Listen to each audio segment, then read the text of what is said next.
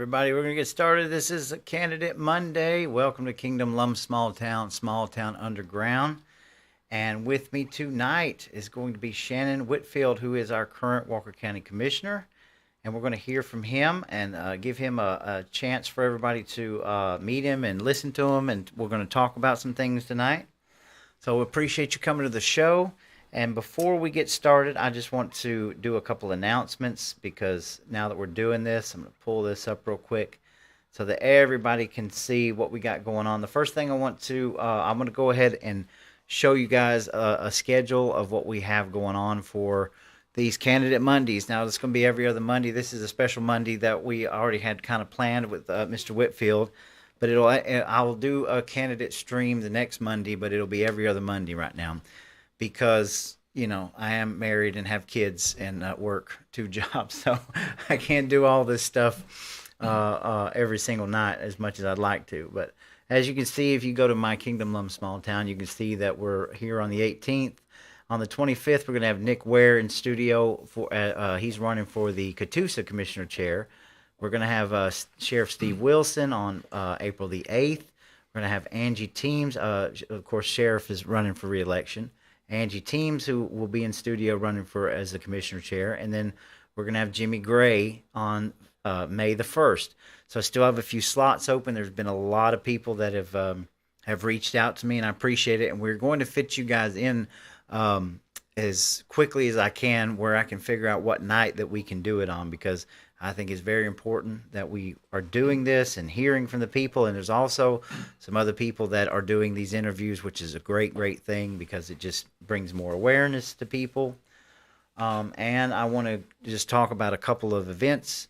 First, this coming March the 30th, there's going to be, let's see, right here, Saturday, March the 30th, Chattooga County, a civic safety training class, Unity through Civics. That's going to be in coordination with local authorities. It's going to be on March 30th, Saturday, 11 a.m. to 6 p.m. at the Chattooga County Agricultural Center. All right. More on that. We'll probably have some flyers this year. I know there's some stuff going around. This is going to be a really good event. It's going to happen. I urge everybody to be there. There's going to be a bunch of stuff that we can do. There's also going to be an upcoming fundraiser for Blake Ellsbury on Saturday, April the 13th, which will be down in Summerville at the Open Air Pavilion, and that's going to be from 11 to 1. It hasn't officially came out yet, but we've got flyers and we've got the event. It'll all be out tomorrow, so you can make plans to come down and meet Commissioner Ellsbury out in the open. There'll be some food, some desserts, some things, some little bit of music. We're going to run through the PA and just a meet and greet. So you can make plans to come meet your commissioner there on the 13th. And on Saturday, April the 20th, we're having the President's Dinner honoring Donald J. Trump and State of the State fundraiser. This is going to be a great event. There's a lot of people that are showing interest in this, a lot of cool stuff. We're trying to get the Trump bus there. We're really close. We're really close to having Seth Keshel there, Mark Fincham. We got a lot of good organizations that are coming on board with this. It is a fundraiser event, so it's going to be a lot of fun. I hope that everybody is checking that out so that they can make plans. That's going to be after the state convention on April the 20th down in Douglasville, Georgia. And yours truly will be there. I'll be there all weekend getting ready, putting it up and taking it down, and we're just going to have a blast. So a lot more to come on that. You can all join the event group. You can go and purchase tickets online early. Lots of ways you can get there. So, all right, I think I'm done running my mouth. So, welcome to the show, Shannon. Hey, good. You doing all right? Great to be here. Yes, thank you for the invite. Yes, sir. Absolutely. So, first off, just kind of start. This is going to be kind of your forum tonight. We're going to talk about a lot of different things. We'll take some comments. So, just start off by telling people who you are and what you got going on. Yeah, my name's Shannon Whitfield, and I'm running for re-election for the chairman, CEO position of Walker County. I ran back in 2016 when our county was an absolute mess financially.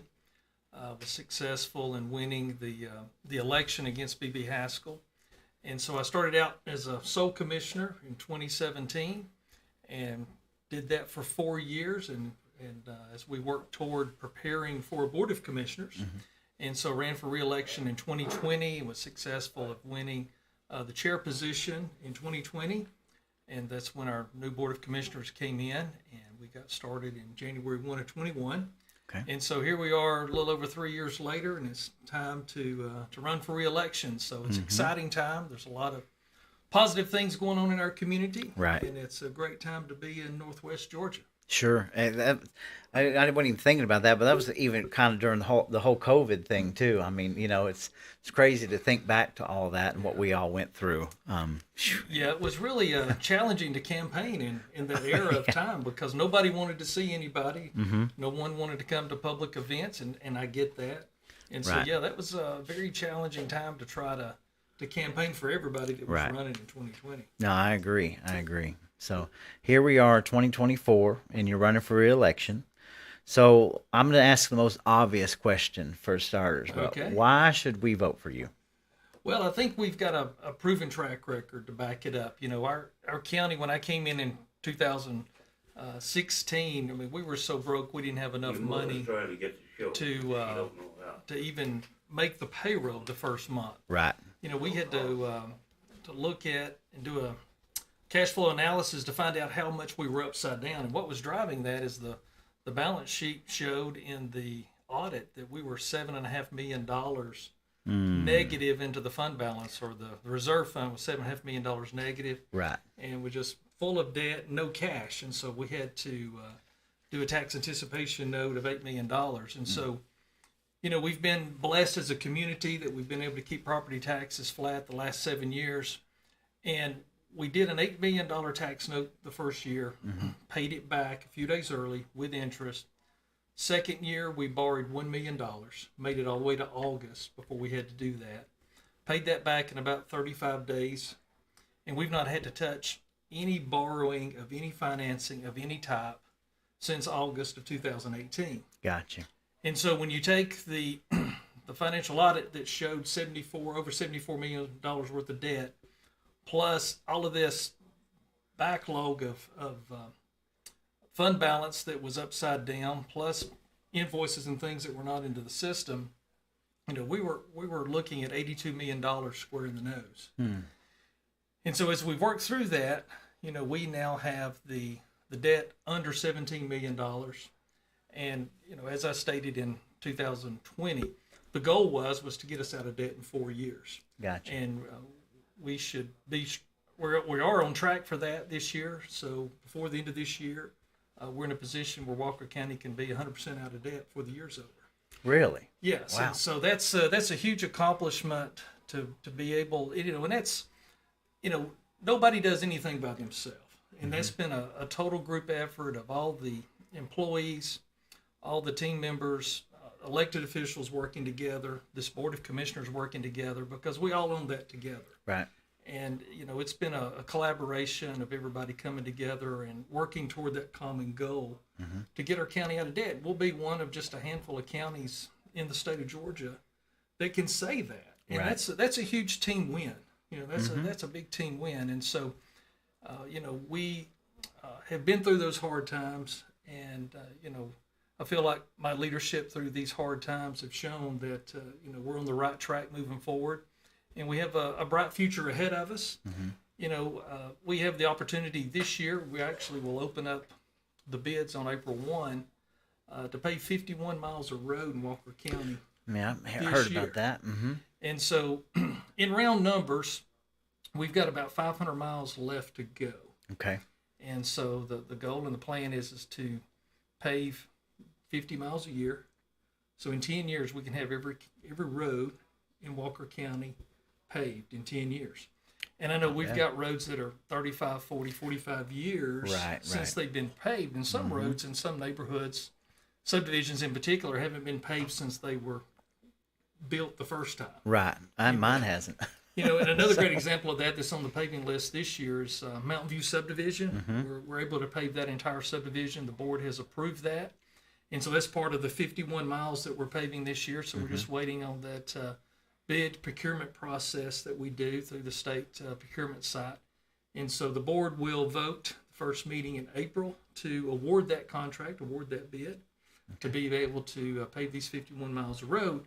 And so keeping our financial house in order and continuing down the pathway that we've been on will help us be able to do that Right. and to have an environment in our county government where we're not so dependent on property taxes to make that Right. happen. Gotcha. So that's definitely one thing. What do you see in the future under another Shannon Whitfield commissioner board? What do you see? Where is the outlook going for Walker County? I guess given the state of our union right now, like what do you see good things to look forward to in the future? Well, I think it's very important that we have planned growth. We've got a really good comprehensive plan that the Board of Commissioners spent a lot of time with, and we had community involvement.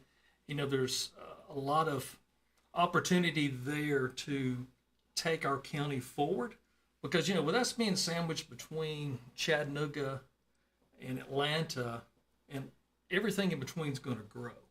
And so I think we've got to be very strategic about that.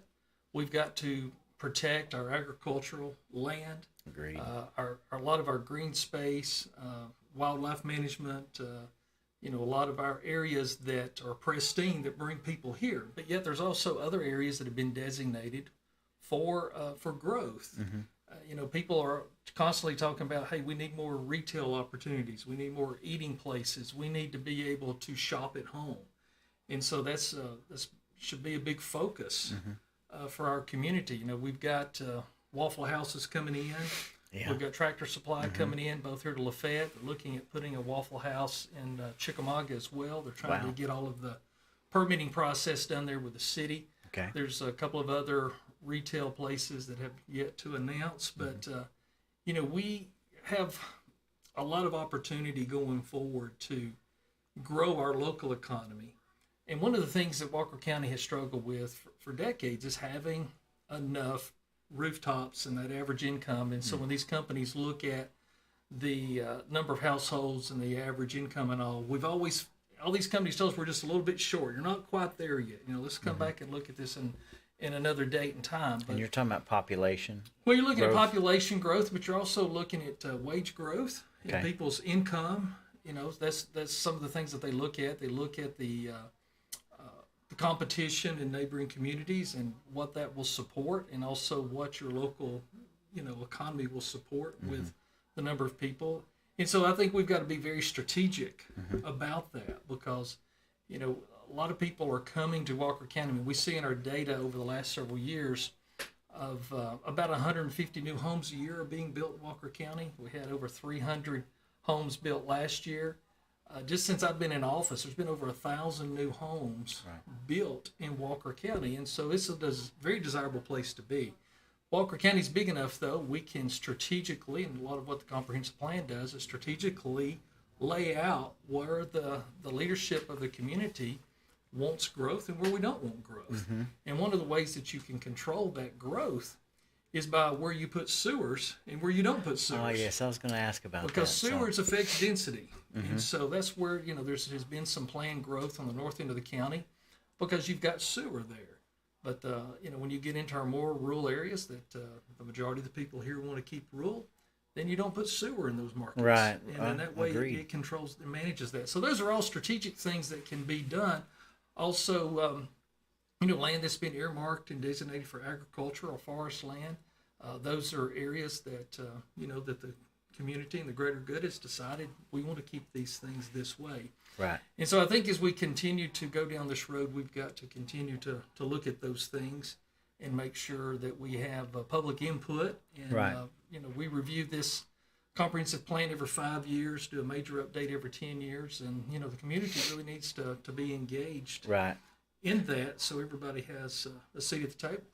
I kind of agree with you, and I have an analogy. Kind of, I grew up here most of my life. I mean, I'm the little Yankee that became the Southern Georgia guy, right? But in this town, where I guess geographically, Lafayette's always been a weird place because we're kind of shielded from the battlefield, or the battlefield shields us from a lot of things, and then you go down south to Summerville, Tryon, that kind of thing. So we're in this valley area. So I'm just off, just so what are we doing to ensure, I guess, because we can get some chains to come in, but how do you look at small business? Because it seems like it's a lot harder for somebody to have a small business in town thrive than it would be for like a chain. So do you notice that, or am I like completely out in left field? Well, the banking industry will tell you the hardest business to be successful in is the restaurant business. Sure.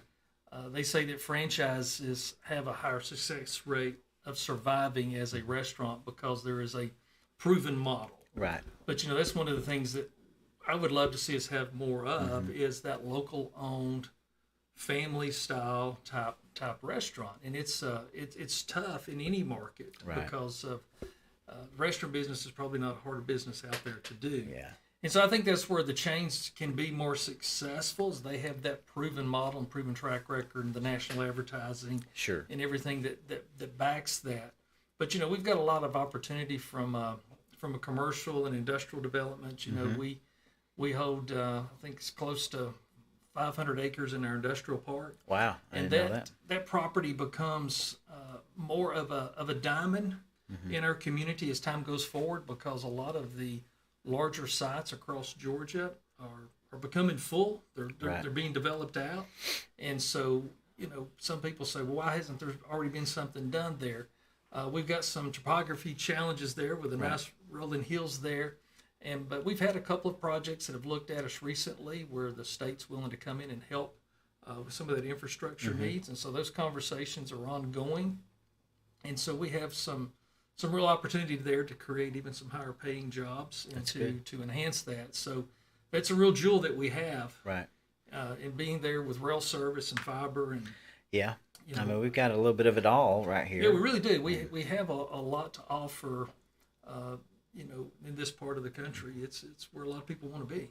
That's true. Now, I'm bringing this up because there's been a lot of talk. I have friends that live down south, McDonough, Georgia, where there's a lot of growth. And of course, Georgia is a completely high growth state, but they're kind of having this warehouse takeover down south. I'm sure you've seen some of this in Savannah, the ports, and Effingham County, Rankin, all the way up through McDonough. And I think that's a scary thing when you think about it. So, I mean, I'm hoping that's on y'all's radar, because I don't think we need to turn our land into a bunch of warehouse facilities. Yeah, I agree. And that's one thing that we look at when industry comes to us is we say, give us an overview, a layout, what your job wage structure is. And we don't need more $17, $18 an hour jobs. We have a lot of those in our community that our current industries are trying to fill. And so, we're looking at the higher tech jobs, to get into the $25 and $35 range is what we are trying to capture. And you've got to be patient. I understand. There's always companies looking, and as things around us build, there's a lot of development in Bartow County, in Cartersville. Cartersville, yeah. You see Chattanooga continuing to expand and grow. And from what I'm understanding, the industrial commercial development in Chattanooga is about tapped out. Right. At least in the metro Chattanooga area. And even the foundries over there, they're changing it for the stadium and all these things. Yeah. So we're in a perfect spot. I think we also, we're seeing a lot of additional opportunities from a tourism perspective. Right. And we've always thought as a community, people would tell us, well, one of the problems y'all have is you don't have an interstate going through your county. Right. But when the developers of Macklemore came forward back in my first term, they said, here's what we like best about Walker County. You don't have an interstate running through it, because they look at that as noise pollution. That's another thing that makes us unique in a lot of ways. So it really is. And so, but we are so close. Yeah, that's to true. Three major interstates, 75, 24, and 59, and we're 2.5 hours from a lot of major cities. And so it really showcased what a unique area we have, and we don't want an interstate running through it, because interstates bring a lot of noise pollution, a lot of other things that are not always desirable. And so being able to be a bedroom, rural mountain community with a lot of natural beauty is a great place for us. It is. I really like the Walker Rocks. I think it's great. The mural that they put up and the push. I think that's at the Business Bureau that's doing that, or the Joint Council. Yeah, it's actually that was really a brainstorm of Robert Wardlaw. That's a lot right, of people know Robert Wardlaw. He was doing our economic development. He now has Wardlaw's Lucky IQ Barbecue. But Robert is former Coca-Cola, and he's That's been right. in a lot of marketing campaigns with Coca-Cola. And he come into my office one day, I think this was back in 2018, and he says, Walker rocks. And I'm like, okay, what are you getting at? He says, Walker rocks. Think about it. And it's kind of like the old slogan, one of the ones that he worked on was Coke is it. When we were teenagers, Coke is it. That was the big term, the big slogan. And so once he showed me kind of an outline of what he's talking about, and he was able to work with an artist and put that down. Yeah. And then we basically had a zero budget. We were still struggling financially as a community, and we had a zero budget, and he had this vision and this idea, and we actually won a tourism award. We didn't even know we were up for the award, but Really? we won an award for our community for the Walker Rocks, and it's just been amazing the mileage we've gotten out of that, because we took that and collaborated with the Chamber of Commerce. That's who I was thinking of, Chamber of Commerce. And so they take the way hotel motel dollars are set up in Georgia. You take a portion of those and they're earmarked by state statute for advertising of your community. And so those dollars are utilized in collaboration with the Chamber of Commerce to advertise and promote our community.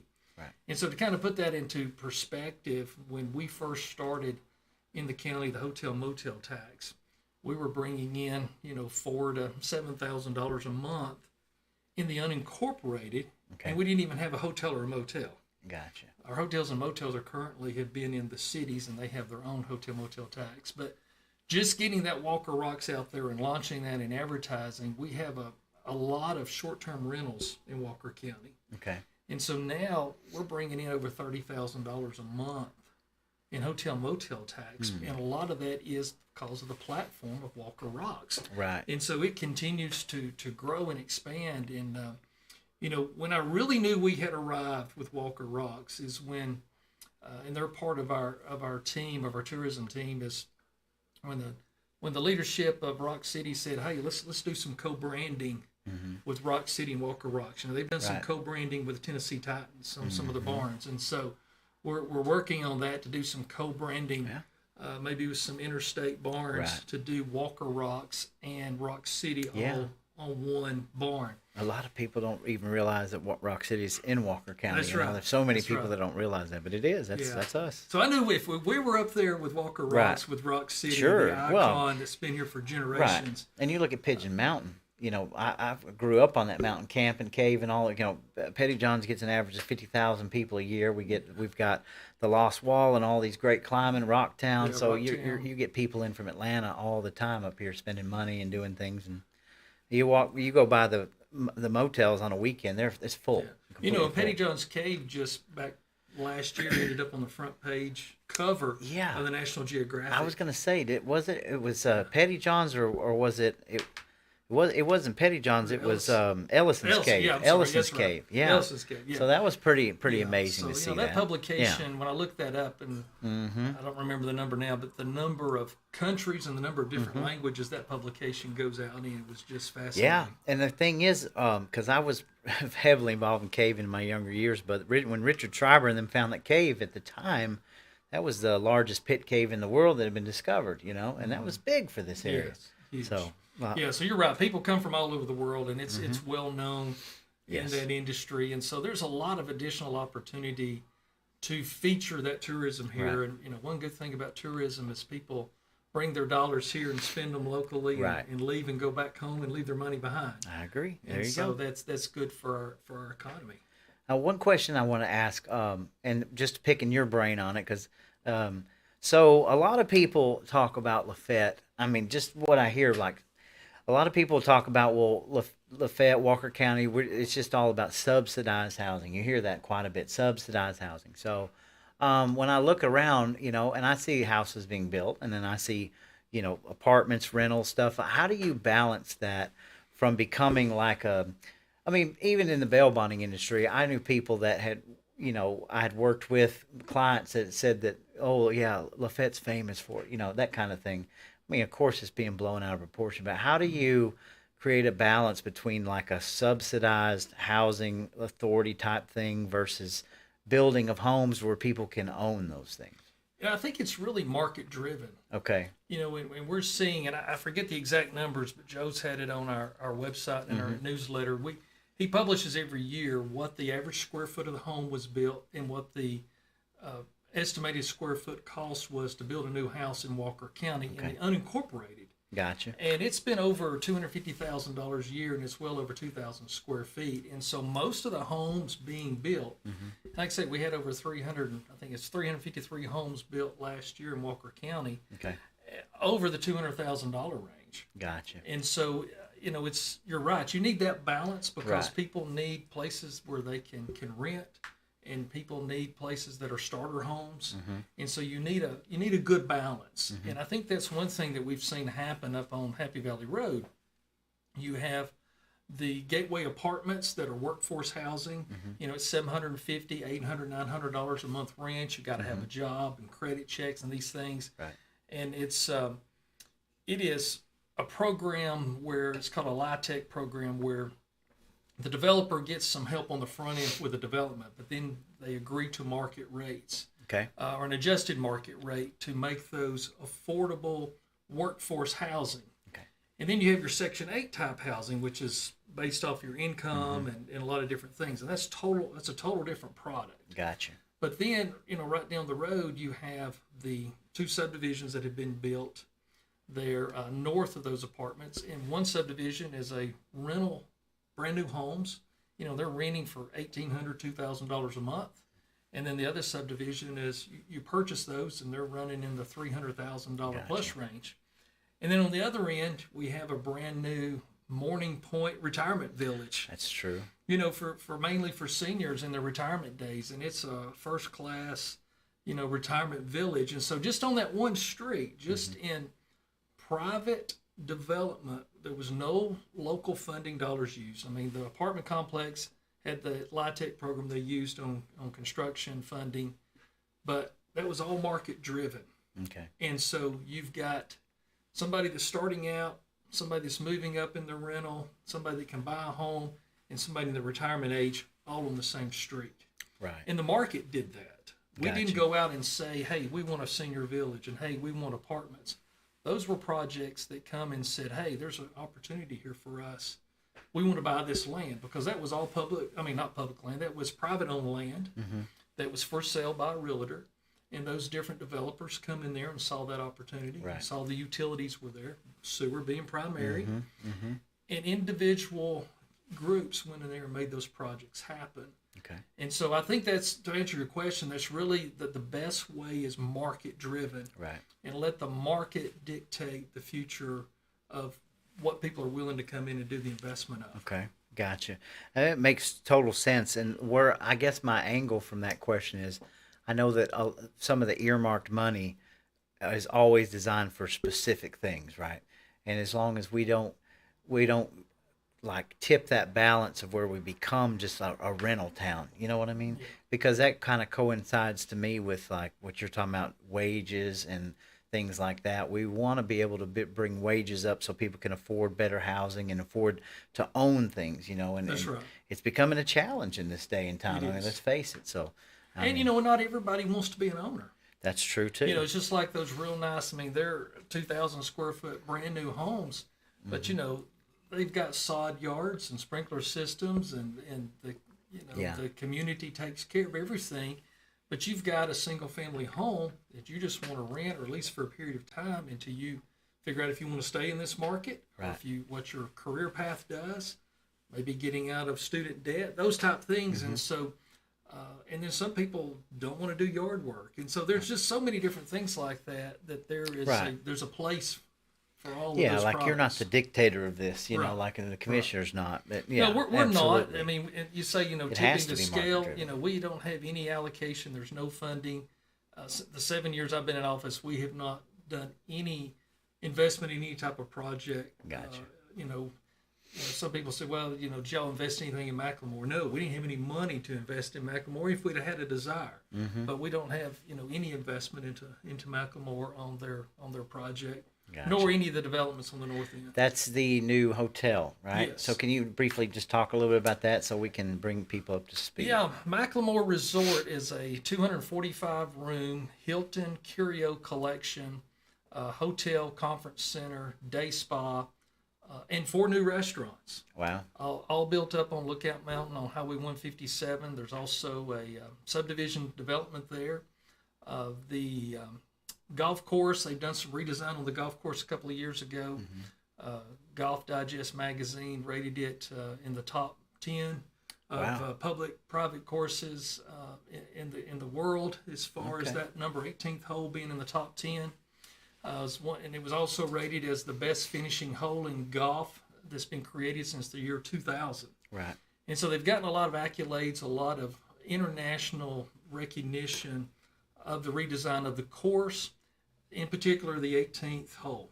Okay. There's a second golf course that they have under construction, and they shared with us that there's 5 holes on that course that will outrival the 18th hole that's gotten so much press internationally. Okay. Up there, and so it's really created a great destination. They'll have pools and hot tubs for guests. The 4 restaurants. They've got a full, complete day spa. Okay. And so it's a great destination where they're basically focusing on corporate retreats and wedding events, and so there's people can go up there into the convention center, everything from any type of special event or gala or party, or everything from a corporate retreat. Gotcha. And so it's I've been it's a seeing big, the big pictures. investment. Yeah, I've seen. I mean, it's a nice place. Looks nice. I haven't been up there yet to see it. So, but yeah, in case people don't know, that is definitely something that's been added to our county. Yeah. So I want to ask my 2 questions now, Okay. which is, tell our viewers, and I think you'll know how I feel about this, but how do you stand as a commissioner of a county on the Second Amendment? Fully support it. Fully support our Constitution. It's very important. We don't need our government taking our guns away, and we don't need our government taking our property away. Agreed. Is another big point. And so, 100% supportive of the Constitution and the Second Amendment. Good deal. That was my second, was the Constitution. I mean, we seem to be under attack in so many ways through social media, through things that we don't have to even discuss tonight, but just as long as you're aware that we have to have our leadership has to be ready to stand for the people. Yes. The law-abiding citizens and the Constitution. So, I mean, I know, because if we lose our Constitution, I mean, we're done as a nation. Absolutely. And so it's very, very important that we all acknowledge and understand that. And so we definitely need to talk about that quite often. Absolutely. And appreciate you bringing that up on your show, and I know that's a lot of your passion, and I very much respect and appreciate that. Yeah, well, I believe we have to have it, and you were an integral part. You and Sheriff Wilson were both integral parts in passing our proclamation in the county, and I'm sure that still stands on paper there, that you're abiding with the citizens. That's right. The lawful citizens. So That's right. we appreciate that as well. So. Yes. All right, so I want you to go ahead and cover some things that you've got now that we'll just share with our audience, and we'll go to comments. Yeah, one thing I wanted to bring up tonight, and I brought you a copy of this as well. Where there's a lot of confusion is about property taxes. Yes, big topic. Big taxes. topic, and so what I wanted to kind of give a little background here is. The first line there is our property digest. So this is the total value of all the properties in Walker County. In 2017 was just shy of $1.3 billion. Okay. Was the total property value of all the assessed properties. So you fast forward to 2023, it's almost $2.3 billion of assessed value. And that's where we've had this inflation. We've had this market condition. Now is that your fault? No, it's not my fault. Okay, it's not your fault, right? But some people look at it, well, hey, they're able to sell their house or their property and they're getting more money for it than they ever thought they would. But then if you're on the buying side, it's like, oh no, how can I afford, to buy anything? And so it is kind of bittersweet. Sure. Well, but with that, that's almost a $992 million increase in valuation. Okay. So kind of look at the valuation versus millage rate. If you buy something that's $100 and you pay sales tax on it, It's a lot different if you buy something that's $1,000, you pay sales tax on it, unless they drop and lower the sales tax rate. Right. And so that's kind of the way the millage rate works. And so you'll see there in 2017, the millage rate for the unincorporated was 9.838 mills. Okay. And each year, over the last 7 years, and in particular, bring your focus where we've had the most dramatic decreases, where the Board of Commissioners, our current Board of Commissioners in 21, 22, and 23, has continued to roll back that property.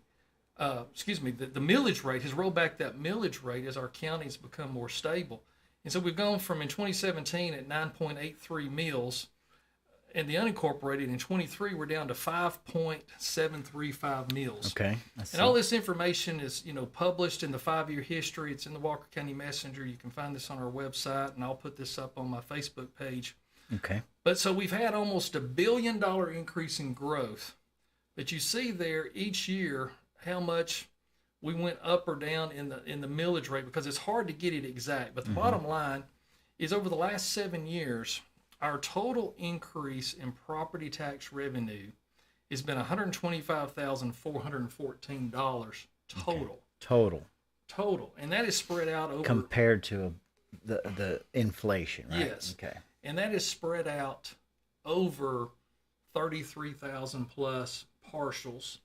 And we mentioned a while ago, we're seeing about 150 new homeowners come online every year. Okay. So that 125,000 is spread across all of the current homes and businesses and property, as well as the new improvements and the new values of the new homes. Okay. And so we're not even coming close to keeping up with inflation, because we keep rolling that rate down. So it'd be like taking your sales tax from 9% and lowering it, down. We have been lowering that. The Board of Commissioners has done this over the last 3 years, because we are becoming less and less dependent on property taxes in Walker County. And our audit was just released, and you can find this on our website.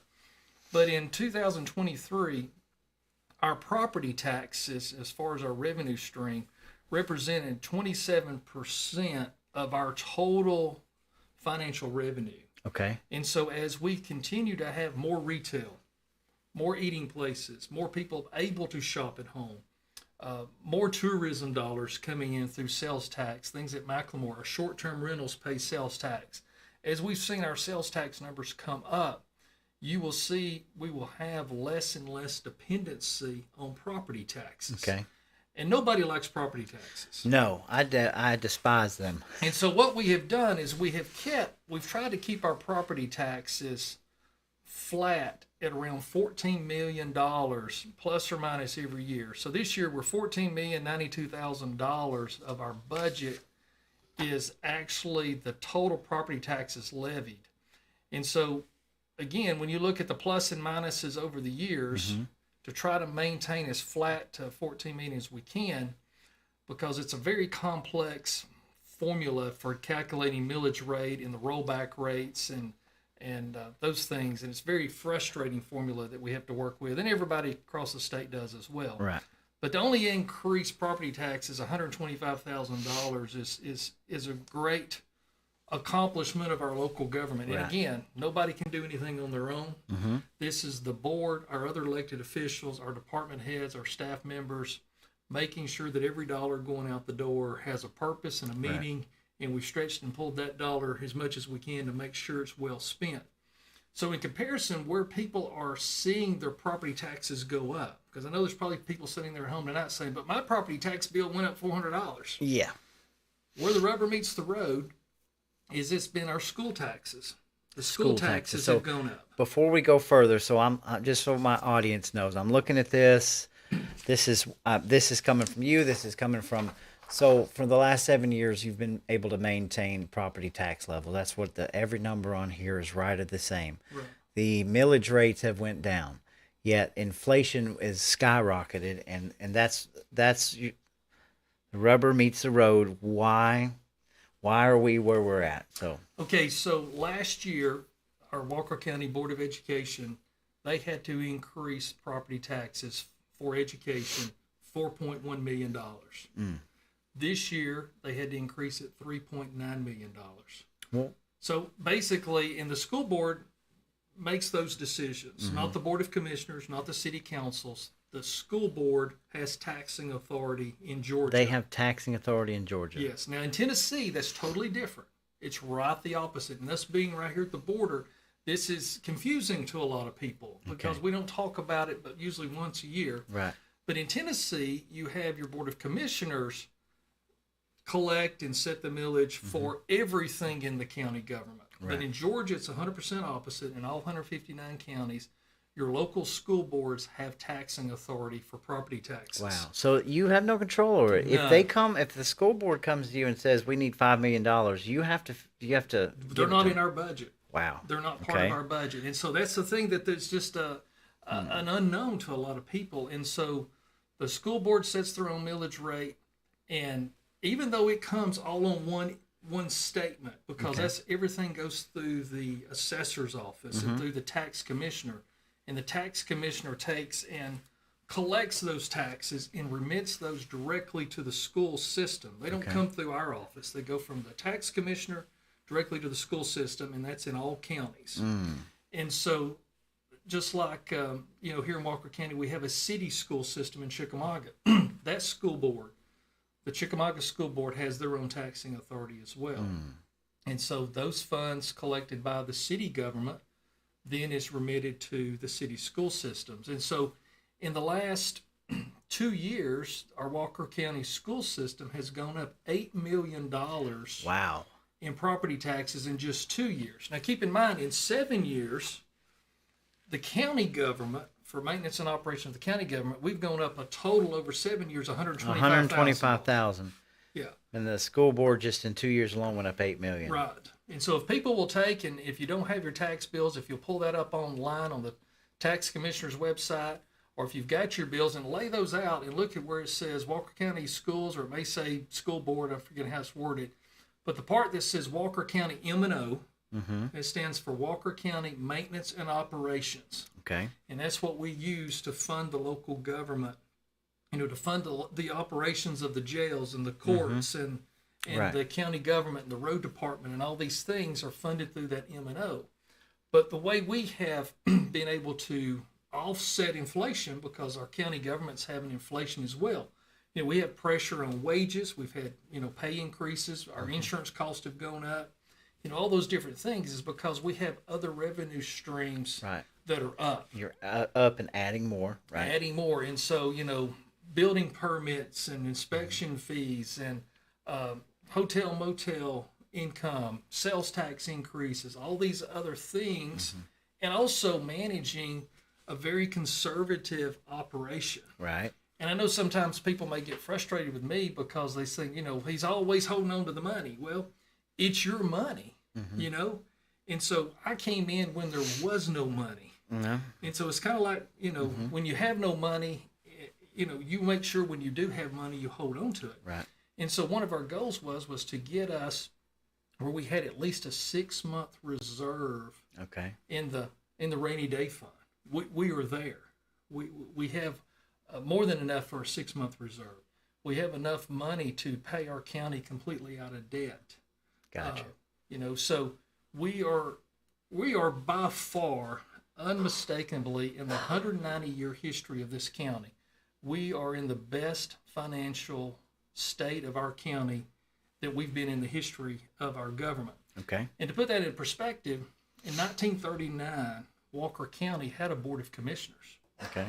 And the reason they changed to a sole commissioner is because this county was flat broke. Again, that was during the Depression. Sure. It was a different time. And some people say, well, that's not really modern time. Well, let's look at modern time. They changed to a sole commission, and from 1939 all the way to 2020, our county has suffered financially. We've always have struggled as a county government. Our county government has always been saddled with not having the right equipment at the right time, always struggling, always up against it, always under these pressures. And so now that our county, we've turned that page. We've not borrowed any money. We've done no leases, no type of financing of any kind since August of 2018. Okay. And that's unheard of. A lot of counties, look at borrowing money just like, well, that's just part of it. And I've heard another candidate recently say, well, all businesses have some form of debt. That's not true. I operated a family business with my family, and our last many years in business, we had no debt. Right. Everything we had was paid for because it's the mindset that we had to operate a debt-free business and had a very successful business. Counties can do the same thing, but there's this misnomer that counties have to do bonds and counties have to do tax notes. We've proven that wrong. Gotcha. You don't have to have debt to be prosperous. And everything that we are doing, all the fire trucks, the police cars, equipment, everything we're doing with cash money. Gotcha. And when I came into office, there was 25 police cars that were under leases. Wow. We got those paid off when the payments come due, and we've quit leasing police cars. Right. We don't lease fire trucks. There was fire trucks that were under leases when I came in office. So we have paid all of those things off. And as we go forward, cash is king. Right. And we're able to earn interest off this money that's in the bank, which helps us, again, offset property taxes because we've got interest earnings going into the county revenue. It's good to know. I mean, as far as I can tell, I've been to commissioners' meetings. It's been a while. I'm telling on myself, but I mean, the all the papers are out there. You seem to be that I can see running fairly transparent, and all this stuff can be looked up. So yes, and all of that information is available on our website. The 5-year history is published in the paper every year by law. Right. Every local government has to do that. School boards, cities, and counties. Yeah. And so every bit of this information is pulled right off of that 5-year history digest, all the way to the dollar. So I'm not trying to make you speculate, but let's go back here. So you've cleared up the situation. We were looking at the numbers here, and you're saying that the property taxes are up because of the school taxes. Yes. Clearly. So why will Walker County need $8 million in 2 years? What is going on here? I don't know all those answers. What I have heard the school system talk about is the funding formula from the state to the local school boards is a moving target for them, and the way the formulas are done is very complex. I've never looked at them. I've never attempted to, but I know they've had increased costs as well. They get a lot of unfunded mandates. County governments, city governments do as well. They just seem like a larger share of those unfunded mandates. I'm sure that's played into it, but don't know all of their reasoning. But you've seen other school systems having to do the same thing. So I'm not here to attack the school system. No, and I'm not either. But it seems like we need to be, as communities, as people, we need to be paying more attention to this or getting better answers because here's the numbers. Yeah. So just like in 2023, well, let's look at 2022 and 23. Okay. In 2022, our total revenue increase for property taxes was $10,332. Excuse me, $10,323. So in 2023 was basically an offset, pretty close. We went up $10,537, spread over 33,000 parcels. Right. And so that means some people saw a tax decrease. Right. Not because we added more homes. Gotcha. So that $10,000 got spread across more properties, and the valuation, went up. From 1.8 billion to almost 2.3 billion in valuation increases, and we still pulled those millage rates down. Wow. Okay. It's pretty crazy stuff, man. I mean, that's the big, that's what people are focused on: taxes and inflation, and it's really putting a hurt on everything. So. And that's where when I come in office, we were in such a mess, and so I think it's clear. I've got a proven track record of being able to look at this information. I mean, these audits, a lot of people read novels, a lot of people read sports. I read audits. Gotcha. I know that's kind of geeky and quirky, but that's just the way I'm wired. This stuff really interests me because it tells a story. And when I ran in 2017, I told people, because I carried around the audits from the 2 prior years, I told people, I said, these audits, these are the report cards of your local government. Okay. This shows how the community is being managed financially. And we should hold our leadership accountable for these Absolutely. audits. Okay. And so I said, it being much like a report card, and we were judging the previous administration by this. And I said, judge me likewise by this. You know, when we went from having a negative fund balance to now having a 6-month fund reserve. Right. Because, you know, just like what happened in Chattooga County this past year, you know, they had some issues with their property valuations, and they didn't get their tax bills out on time, you know, because they were having internal problems. And so they were delayed getting the revenue in as well. That's one reason why you've got to have a tax reserve. You never know when there's going to be a hiccup or when you may get a cyber attack.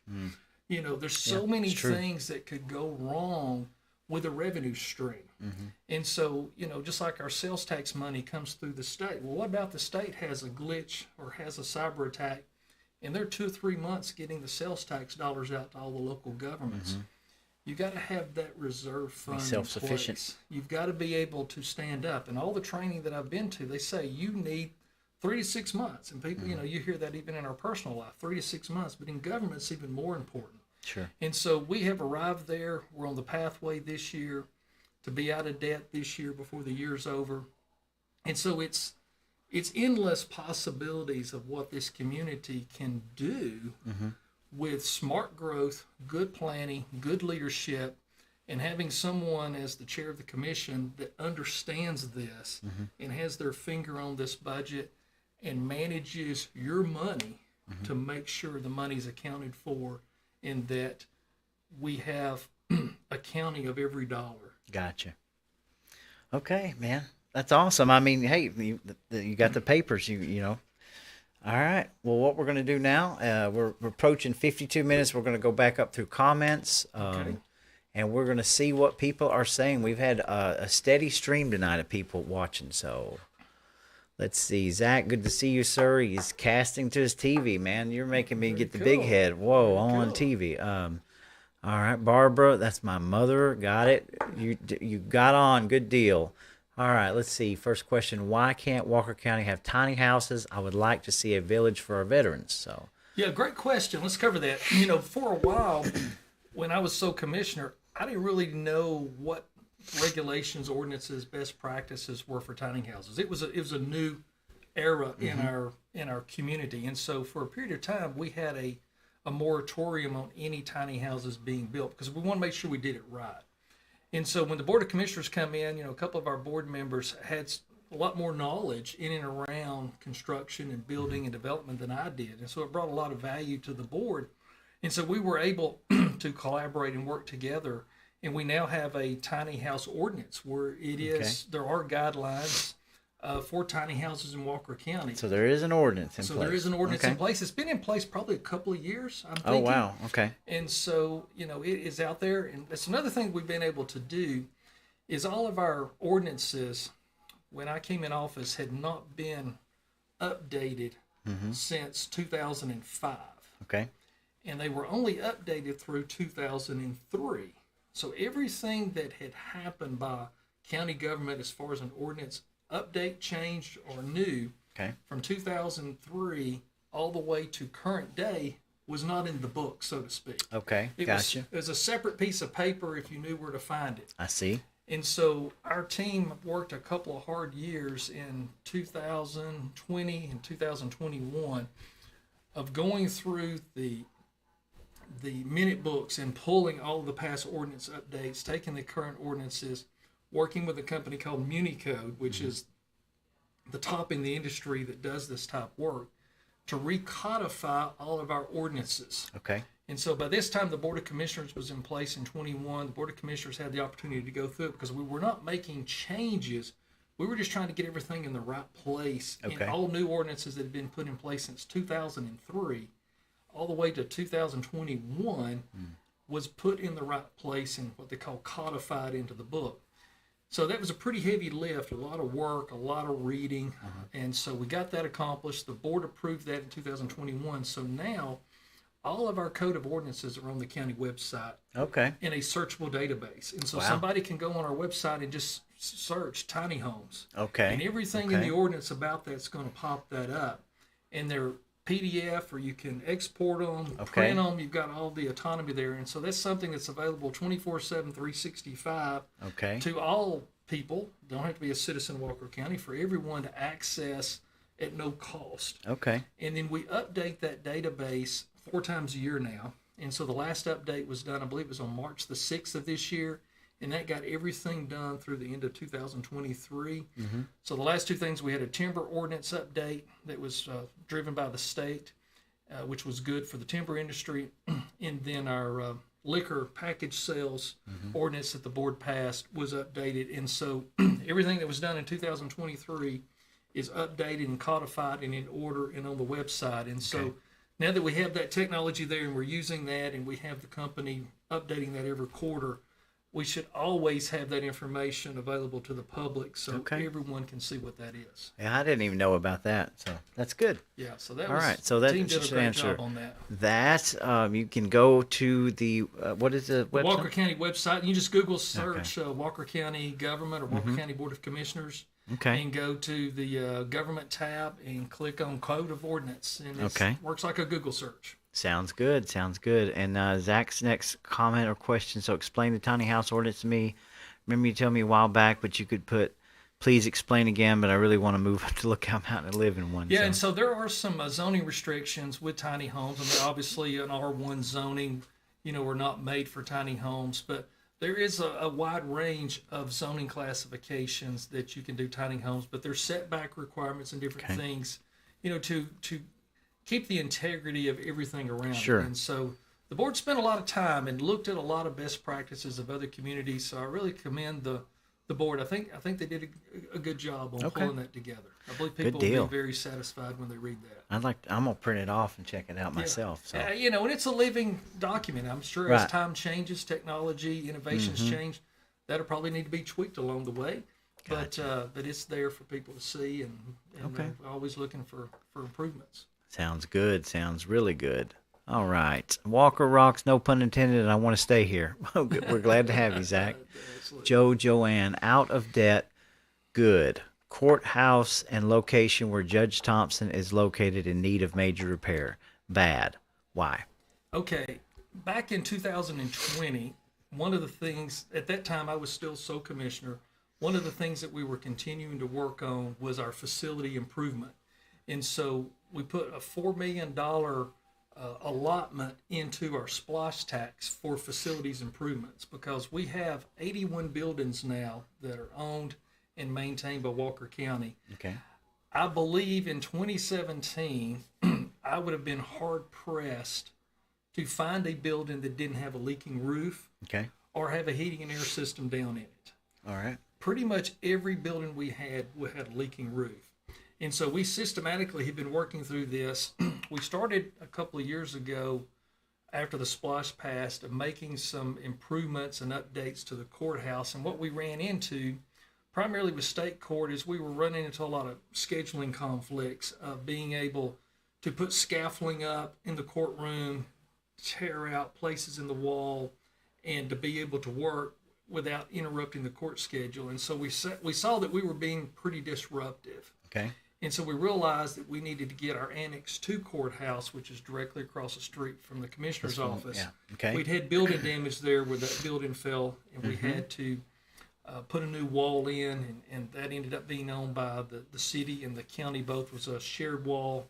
Worked with the city. They conveyed their part. We was able to build a new wall, put new footings in. And last year got that building completely renovated, and we moved our juvenile court over there. Okay. And they are thrilled to death. Judge Ellis has done a great job, and it gets them down on the first floor. It gets them in an environment where their offices are now, and the courtroom. But that courtroom also is laid out and designed to be a superior courtroom or a state courtroom.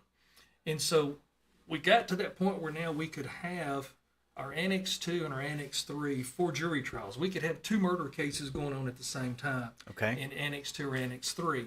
And so we started looking at, okay, now it's time to do the major work on the courthouse. And so Brian Hart and Commissioner Askew have been heading up that initiative.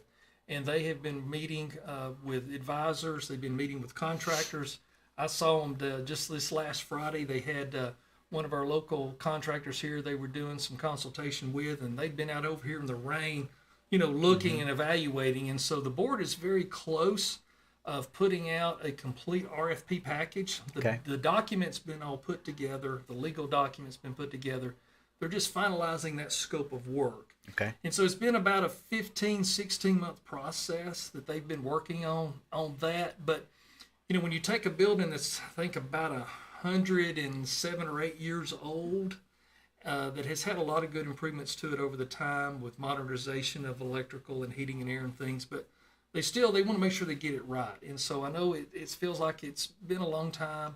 It's like it's been a slow process, but I think in the next meetings short term to come, the board's going to be able to present a plan and put an RFP out, and then be able to award that to someone to come in and fulfill that scope of work and put a complete refresh on the courthouse. And so the funding's there through our SPLOSH. It's allocated money for facilities improvement with a focus on the main courthouse. Okay. So that's forthcoming to come. And, Commissioner Hart and Commissioner Askew both have a lot of knowledge in construction and building and things. And so they stepped up and took the lead in this project. And so I'm very excited that they've been working on that, and they'll come up with a plan here real soon. Okay. Yeah, I'd love to see the courthouse back up and going. All right. Sharon Holland, thank you for joining us as always. Appreciate you. Zach, Bartow County and their empty warehouses. One reason why I moved there. Yeah, there's a lot going on. Thankfully, we're not dealing with that. It says, Zach says, I'm from Cartersville. It was like Ringgold 15 years ago. Now it's Marietta 2.0, and they can't keep up. So 100%. Walker Rocks in Rock City is brilliant. Yep. And thank you, Andy Soha. I'm trying to. We had a comment that says the market ? I believe that was probably about what we were talking about with the market. The housing market, and probably so. Okay. Andy Zoha, it's good to have you and Marina both. Zach is not the only one who walked in the streets of Cartersville. So absolutely. So and I'll tell you, Cartersville's changed so much, and especially the people that grew up there. Andy says, I live halfway between Canton and Cartersville on Highway 20. I have easy access to all major interstates. It's very, very true. It's a good location in the state. Yeah, and a growing one, man. Yes. Andy says, I need to talk to you sometime. How can we chat about some of these issues? I can place my number on private message on Facebook. So if you're talking about the commissioner, of course, you can talk to me at any time, Andy. But if you want to talk to the commissioner, I can make that happen. It's not a problem. Oh, Zachary. He might be talking about Zach. We can get you in touch with him, too. Andy says, are the Chinese purchasing in Walker County? So what he was referring to, I don't know if you are hearing all the Christian Xinjiang and the property in Sabligna Gore that's kind of been bought by a shadow realty company that was the LLC, but yet it's got a moratorium. Are you familiar with that case? I'm not that particular case, but I know there's a lot of pressure. There's a lot of conversation in Georgia about the Chinese buying up property. Also, foreign countries and a lot getting involved into the poultry and agricultural as well. Yes, big time. Yes. So that's on your radar, right? I mean, yes. Obviously, the people in Walker County, we need to make sure that, how do I say this without going off into places? I mean, we want to make sure that American-owned businesses and land are here in our areas. And I mean, given the situation we're at on a geopolitical scale, that it's almost a must for security. So. Yeah, and I know there's some current state legislation that's in play that where they're looking to address Chinese-owned businesses and/or property in Georgia. So I'm very hopeful that will get passed because I think that's something that's very important for our future from a security standpoint, and also food supply, food chain. Absolutely. Because they've got a lot of people to feed too, and they're looking at Georgia as a very fertile place for agricultural. And that's our number one industry in Walker County is agricultural, and 70%, isn't it? We want to keep it that way, and so it's very we should all be very mindful and very cautious of.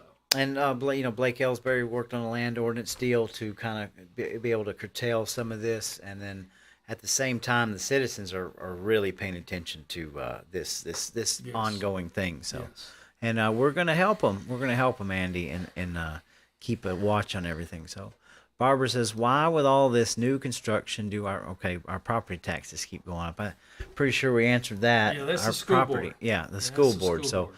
what we need to do is maybe focus on what and why that this is happening.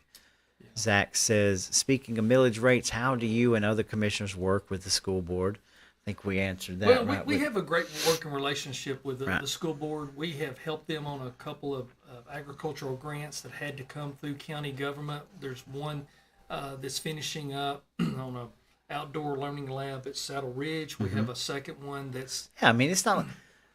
I don't want anybody to get the wrong impression here that I'm insinuating that they're just taking $8 million and putting it in their pockets. Obviously, our schools need money. We just had new fields installed. But I mean, something's got to be looked at here. But So we do collaborate with them and work with them on opportunities where we can get grant funding, and it has to come through the local government. But those are just pass-through dollars. We're not putting any money into those. We're just facilitating those grants from a management standpoint. And we have a great working relationship. I mean, I can call Damon Raines at any time, and he'll take my calls, no problems, and have a lot of interaction with him and other things that we're both involved in, like the Board of Health. We both are on the Board of Health board. But we stay in our lane as a Right. Board of Commissioners when it comes to millage rate, and the school board stays in their lane. And so there's not any collaborative communication or, hey, here's what we're doing, what are y'all doing? It just doesn't work that way. Right. It's totally separate and independent from the school board to the county government. right. You're just basically you're stating that they have the authority on this Yes. matter. Okay. They have 100% authority to set a school millage rate. So you heard it here. You get okay. So James Way Casey, good to see you, James. Compared to leadership under BB, Walker County has come a long way to being a self-sufficient county again. Thank you, Mr. Whitfield, for the work you have done so far. Well, thank you. Appreciate that. I very much do appreciate that. Very kind. Brian Queen said that was the best. Oh, hang on a minute. Oh, here it goes. That was the best explanation of the county tax system I've ever heard. Thanks. So, I mean, I hear all these things all the time about the school board, school tax part, but you pretty laid it out pretty well about how, and plus, like I said, on paper, you're seeing it, you know. Yes. So, I mean, again, I want to reiterate, and I'm not talking about this commissioner or any commissioner, but this is a countrywide issue that we're going through. Like every single, the inflation is out of all of our control. It's the government, it's the Federal Reserve, it's the things that are going on with the printing of money, and I feel like even if any commissioner, all right, and because I think that we're in a situation now where the accountability, the people are awake and we're watching and looking, and it's a different culture now, right? The transparency has to be better. And I think that any commissioner that's dealing with this kind of inflation right now, is getting the brunt of all the anger. And I mean, because that's where you guys are at, the tax commissioner, but the thing about it is this is a countrywide thing. You can't just snap your finger and get out of this, right? Unfortunately, we've been blessed here in Walker County because our other revenue streams have increased. What happened in some markets, where you have a lot of other tourism, like New Orleans and Atlanta with all the stadiums and everything. During COVID, they all took pretty hard hits financially because the tourism, the sporting industry took a nosedive because you didn't have these public events. Us being a bedroom community, our tax revenue increased through COVID because people were shopping at home. People were going through the drive-thrus. People were not going to Chattanooga to shop. People were doing online. And that's another thing that's helped us is there was a facilitator bill that went into effect, and I believe that went into effect in 2020, right in the middle of COVID, where all online purchases are now you pay your local sales tax, and it goes to the local community that it's delivered to. So it created a fair level playing field for your local shops as well, that wherever that destination is of that product, where that's going, you pay local sales tax. Okay. So that's another thing that helped. And it being a consumption tax, it's the most fair tax over property taxes. And so those type things that have happened, we've been blessed as a county, and it's taken the pressure off property taxes. And we want to continue to focus with smart growth and good decisions to keep pressure off the property taxes. Okay. All right. Let's see. Barbara says, kudo, Commissioner Whitfield. Got my vote. Thank you, Ms. Barbara. Joanne, discuss code enforcement. How's it going with the Lafette Road flea market cleanup? So Yeah, that's what's this? one that Joanne and I talked a lot about. Okay. And her and I talked about that just last week, but I appreciate her bringing that up. I don't have an update for Joanne since the last time her and I talked, but to give context to what we're talking about here, the ongoing never-ending flea market on Highway 27, basically kind of between Rusty's Meat Market and Armando's Hamburger, but on the opposite side of the road. Oh, the one in Rossville with all the, I always called it the walkers, the canes. Yes, yes. And so I didn't even know what that is. they Okay. were I'm there and interested. established pre to the ordinance that's in play that manages these outdoor ever-ending flea markets. And so Okay. that operation now for several months appears to be pretty dormant. And Okay. our code officer, Rick Posey, has been by there multiple times. He's gone different days of the week. He's even worked some Saturdays and some Sundays to go by there and try to catch these people there to be able to just communicate with them, find out what's going on. And it's just like they went home one day and just left everything. And so our code officer was going to start, sending certified letters and try to get some sort of response. If not, we may have to take that before the magistrate court and present all the information, show all the attempts, all the case files, and see if we can get the magistrate court to give us an order to go in there and do a cleaning lien, where we'd go in there and clean all that up, haul it all off, and then put a lien against the property for the expenses to do that and leverage that. We don't like to do that, but sometimes when we're left no choice to do that. We did that on some blighted properties where they were becoming health hazards and falling in, and trees growing up in the middle of them. And so that is a tool that we have, but it's really the last resort. Sure. tool. I mean, I But can understand when that. it starts affecting public health and public safety for everybody, we have to do that sometimes. And that one's starting down that pathway that we may have to do that to get that property cleaned up. If there's nobody there, there's nobody responding, and they're not going to get it cleaned up. I didn't even know that was a flea market, man. That's what we refer to it as. It's really I just got you. bunch of junk's been sitting out in the weather for months. I'll have to talk to Joanne about that, because I've not even heard of that, but that's pretty good. Okay, thank you, Joanne. Zach Brandenburg, what is the status on the sewer updates in Las Vegas? Mike Cameron told me he was working with Ossoff's office on some grants, but the Battlefield and Natural Park system kept blocking it. So Well, to be nice, Zachary, it's Rossville. So let's be proper. It's Rossville. And so the Walker County Water and Sewer Authority, we have a sewer redirection project that's under construction. Part of the job was awarded by bid through Tally Construction, and then there's 2 phases that was bidded and awarded out to Brown Brothers Construction.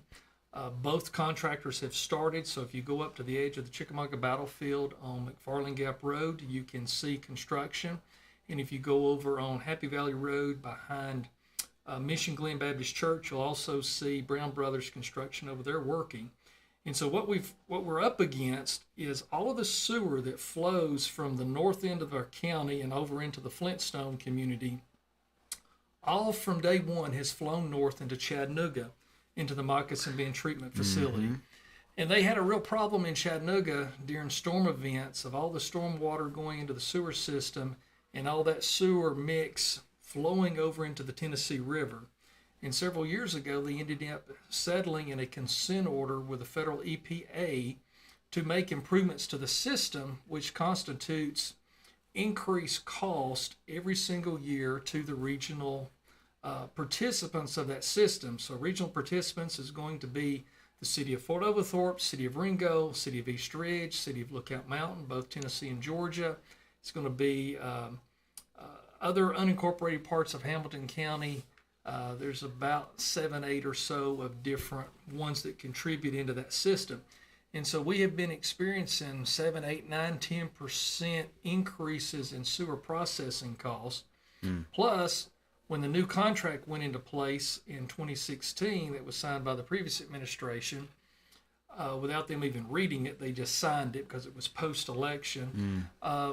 It also includes not based off of gallons sold of water, which is what the other contract was they would say, okay, how many gallons of water did you sell in these markets?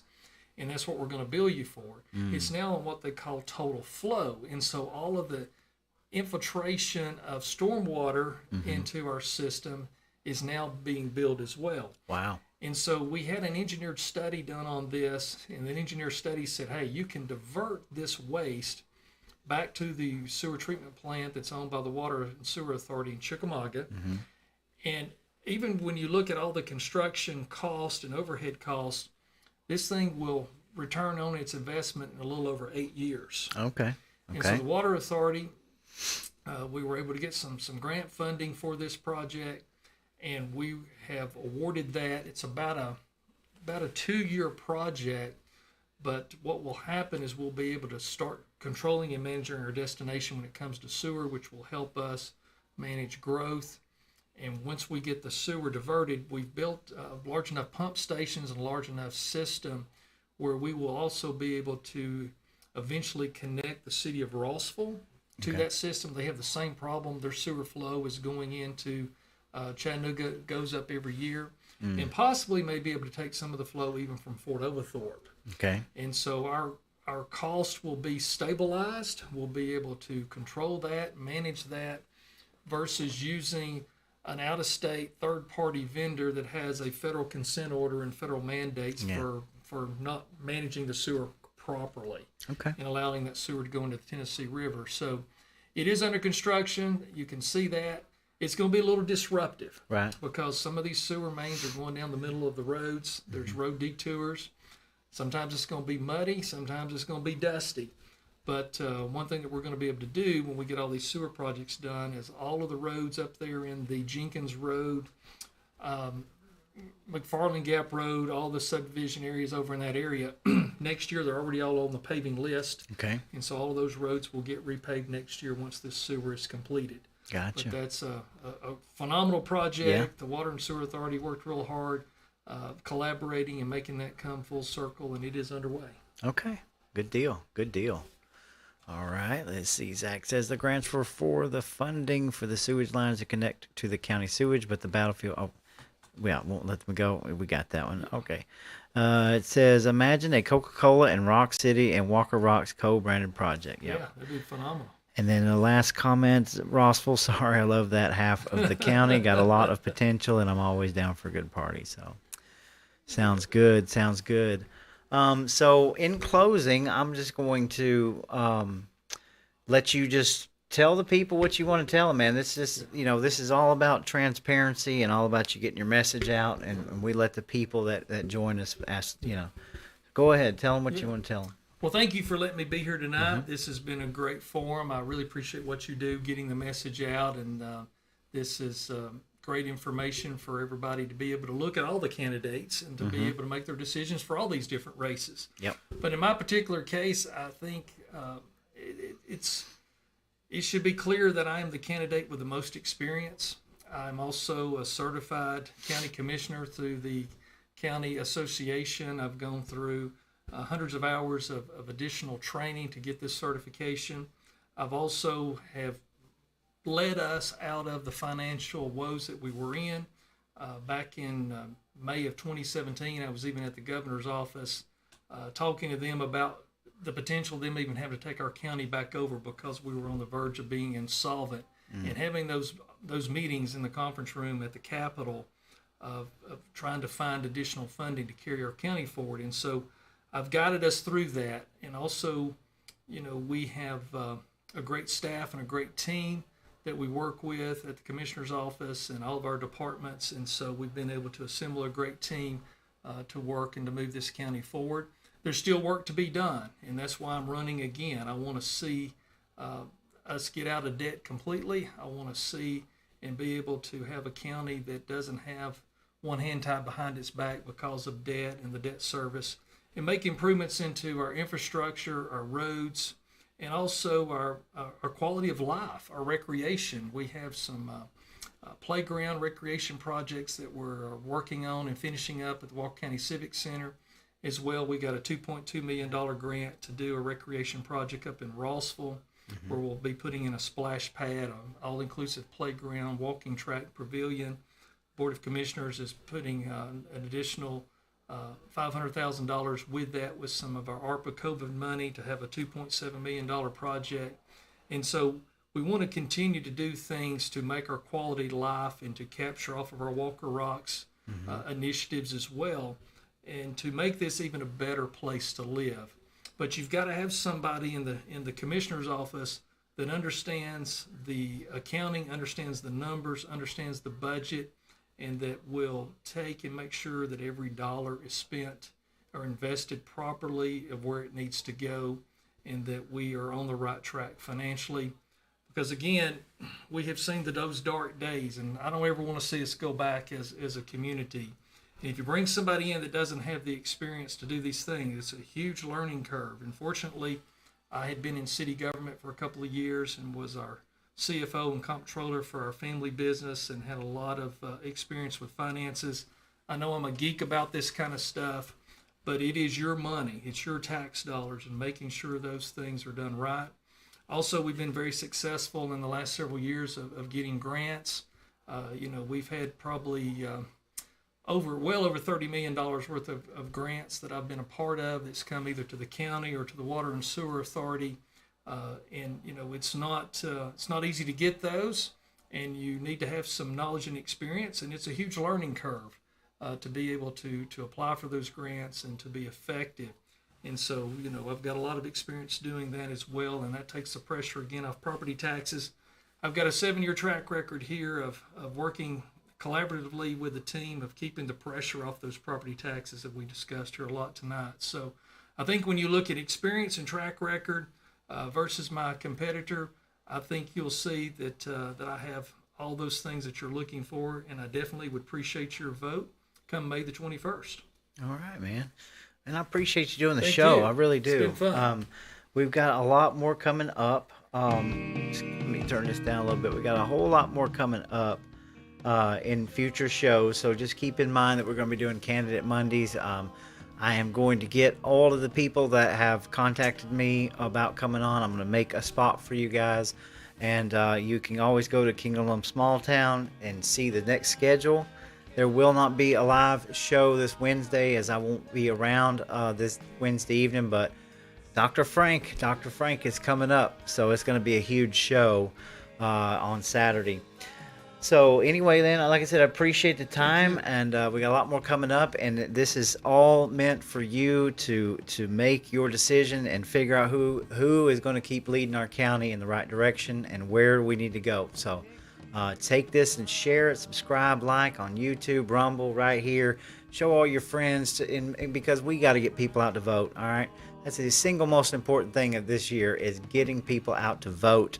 And we need to get people to the polls, to the primaries, to every single voting function there is. So, all right. Thank you, guys, and y'all I appreciate it, and y'all have a good few days.